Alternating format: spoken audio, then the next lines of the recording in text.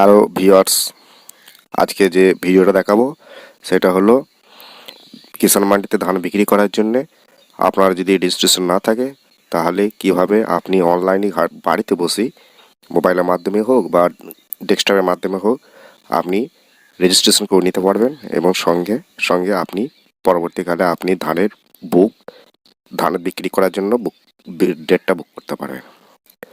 তবে আমরা চলে যাই অফিসিয়াল ওয়েবসাইট e-Paddy.wb.gov.in। এইটা লিখবেন, যে কোনো ব্রাউজারে হোক, ডেস্কটপে বা মোবাইলের মাধ্যমে হোক। যদি মোবাইলে করে থাকেন তাহলে ক্রোম ব্রাউজারে যে ডেস্কটপ মোডটা অন করে নেবেন। এটা লেখার পরই এই রয়েছে e-Paddy.wb.gov.in। এটা লেখার পরেই আমরা অফিসিয়াল পেজে চলে এসেছি। কিন্তু আমি লাইভ দেখাবো, আমি এটা লাইভ দেখাচ্ছি, দয়া করে পুরো ভিডিওটা দেখবেন। যেহেতু এটা লাইভ দেখাচ্ছি, ভিডিওটা হয়তো একটু বড় হতে পারে।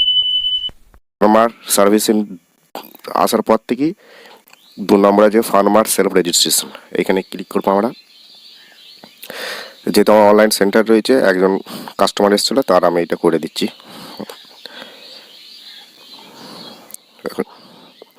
তারপরে পেজ চলে আসবে ফার্মার রেজিস্ট্রেশনে, farmer details of farmer, personal details of farmer. এখানে আধার নাম্বারটা দিয়ে দেবেন যার রেজিস্ট্রেশনটা করবেন। অবশ্যই মনে রাখবেন আধার কার্ডের সঙ্গে মোবাইল নাম্বারটা। চলে এসেছে স্পট রেজিস্ট্রেশনের জন্য ওটিপি সেন্ট সাকসেসফুলি, অর্থাৎ আধার লিঙ্কড যে মোবাইলটা আছে সেখানে ওটিপি 6টা ডিজিটের ওটিপি গেছে। আমি ওকে করলাম। তারপর ওটিপিটা আমি 6টা ডিজিটের যে ওটিপি সেটা আমি এখানে বসিয়ে দেওয়ার পর ভ্যালিডেট ওটিপি করব।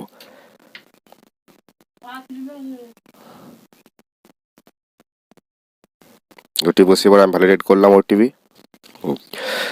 যার আধার নাম্বারটা দিয়েছিলাম তার ডিটেলসটা চলে এসেছে আধার ভেরিফিকেশনের জন্য। আধার ভেরিফিকেশন কমপ্লিট হয়ে গেছে। এখানে ছবিটা, আধার কার্ডে যে ছবিটা রয়েছে সেই ছবিটা এখানে চলে আসবে। তো আপনাকে আর নতুন করে পাসপোর্ট সাইজের ফটো এখানে আর দিতে হবে না। ওকে করলাম। এবার এখানে একটা ডিটেলস দেখে নিন, আর ইউ রেজিস্টার ইন কৃষক বন্ধু। আপনি যদি কৃষক বন্ধুর আগে থেকে আপনার রেজিস্ট্রেশন থাকে তাহলে ইয়েস করবেন, যদি না থাকে নো করবেন। এই ব্যক্তির যেহেতু আগে থেকে রেজিস্ট্রেশন রয়েছে ওই জন্য আমি ইয়েস করলাম। তারপরে স্টেপটা রয়েছে এখানে আধার কার্ড মাধ্যমে যে নাম্বারটা দিয়েছে তার মাধ্যমে আপনি এখানে কৃষক বন্ধুর ডিটেলসটা ফেচ করে নিতে পারবেন। এখানে দিয়ে দিয়েছে সিলেক্ট অপশন। এখানে আপনি যে নাম্বারটা দিয়ে আপনি রেজিস্ট্রেশন ডিটেলসটা পেতে যাচ্ছেন, যেহেতু আমি আধার কার্ডটা দিয়েছি, আমি আধার কার্ডটা দিয়ে আমি ফেচ করতে যাচ্ছি। আর ভোটার কার্ডও আপনি করে নিতে পারেন। ভোটার কার্ড দিলে ভোটার কার্ডের নাম্বারটা দিয়ে দিতে হবে। ভ্যালিডেট করলাম। ভ্যালিডেট করার পর চলে এসেছে কেবি ভেরিফিকেশন, কৃষক বন্ধু ভেরিফিকেশনটা কিন্তু চলে এসেছে। ডাটা ফাউন্ড ইন কৃষক বন্ধু, এপিক নাম্বারটা ডিটেলস এখানে চলে এসেছে। আধার নাম্বারটা দেখিয়ে দেবে, কৃষক বন্ধু আইডি অর্থাৎ রেজিস্ট্রেশন নম্বরটা এটা দেখিয়ে দেবে, আর নেম অ্যাজ পার কেবি সেটা দেখিয়ে দেবে, অর্থাৎ কৃষক বন্ধু আইডিতে আপনার যে নামটা স্পেলিংটা রয়েছে সেটা দেখিয়ে দেবে। তারপর ওকে করবেন। এখানে ডিটেলসটা পুরো একবার দেখিয়ে দেবে, কৃষক বন্ধুর ডিটেলসটা।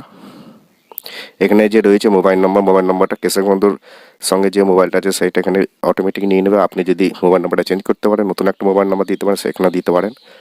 এখানে মোবাইল নাম্বারটা যদি নতুন দিতে চায় তাহলে এটা ভালো করে ব্যাকআপ করে পুরো একবার ডিলিট করে নতুন করে এডিট করতে পারবেন। তারপরে জেনারেট ওটিপি করবেন। যে মোবাইলটার নাম্বারটা দিয়েছেন সেই মোবাইল নাম্বারে আবার 6টা ডিজিটের ওটিপি যাবে, সেটাকে ভেরিফাই করতে হবে। Mobile number verification OTP generation complete হওয়ার পর ওকে করলাম। তারপরে এখানে সাকসেসফুলি ওটিপি জেনারেট হয়ে গেছে। সেই মোবাইল নাম্বারে, যে মোবাইল নাম্বারটা আপনি দিয়েছিলেন সেই মোবাইল নাম্বারে ওটিপিটা আমি এখানে পুরো দিয়ে দিলাম। 6টা নাম্বার ভ্যালিডেট ওটিপি করলাম। পরের স্টেপ চলে এলো। এখানে দেখিয়ে দেবে, দেখবেন আপনার কৃষক বন্ধু আইডিতে যা গার্জেন নেম যেটা সেটা দেখিয়ে দেবে। এখানে ফাদার মাদার হোক বা স্পাউস বা স্বামী স্ত্রীর মধ্যে যে কোনো একজন যেটা দিয়েছিলেন সেটা এই ব্যক্তির এখানে দেখিয়ে দিয়েছে। তারপরে এখানে রিলেশনটা আপনাকে চেক করতে হবে, আপনি ফাদার মাদার না স্পাউস যেটা এখানে দেখাচ্ছে যে নামটা সেটা। ফাদার হলে ফাদার, মাদার হলে মাদার, সেখানে গিয়ে গোল্ড যে রয়েছে ঘর আছে সেখানে টিক মারতে হবে। তারপরে পরের স্টেপ গিয়ে করতে হবে। ফাদার এটা যেহেতু আমি ফাদারটা ক্লিক করলাম।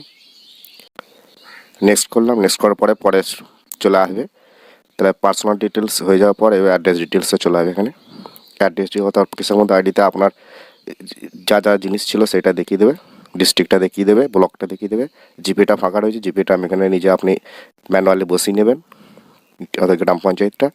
তারপরে তার ইয়ে হচ্ছে ভিলেজ নেম অর্থাৎ মৌজা, এখানে মৌজাটা দেখিয়ে দেবে যে আন্ডারে আপনার কিসের মধ্যে ওটা হয়েছে, কিস ডিটেলসটা রয়েছে ল্যান্ড ডিটেলস। তারপরে নেক্সট করার পর এখানে আরও ডিটেলসটা দেখিয়ে দেবে কিসের মধ্যে ডিটেলসের, ডিস্ট্রিক্ট, মৌজা, ব্লক, তারপরে মৌজা নেম, তারপরে খতিয়ান নাম্বারটা আপনার যা দেওয়া ছিল সেইটা দেখাবে, দাগ নাম্বার কী ছিল সেটা দেখিয়ে দেবে, এবং টোটাল জমিটা ল্যান্ড এরিয়া ইন একর কত একর আছে সেটা এখানে দেখিয়ে দেবে কৃষক বন্ধু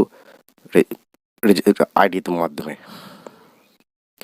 আর এখানে একটা যে প্রকিউরমেন্ট সেন্টার আপনি কোথায় ধান দিতে আছেন সেটা এখানে সিলেক্ট করে নেবে একটা জিনিস। তারপরে নেক্সট করবেন, নেক্সট করার পরেই চলে এসছে ব্যাংকের ডিটেলসটা।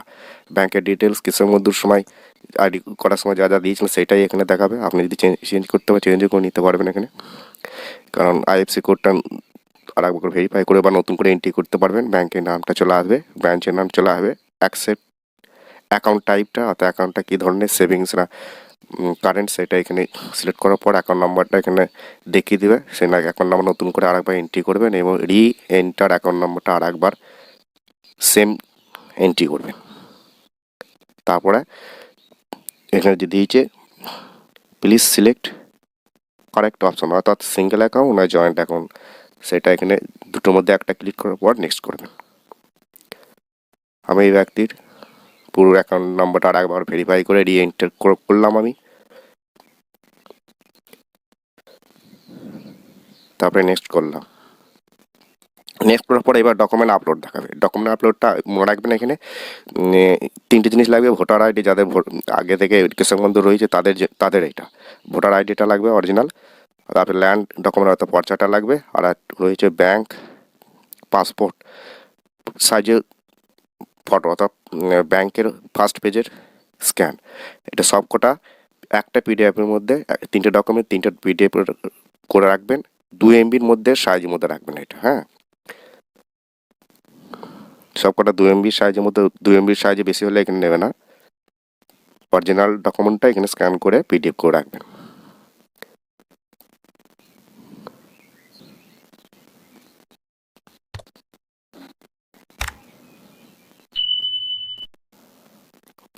তিনটে ডকুমেন্ট আপলোড করার পরে সাবমিট করে দিলাম।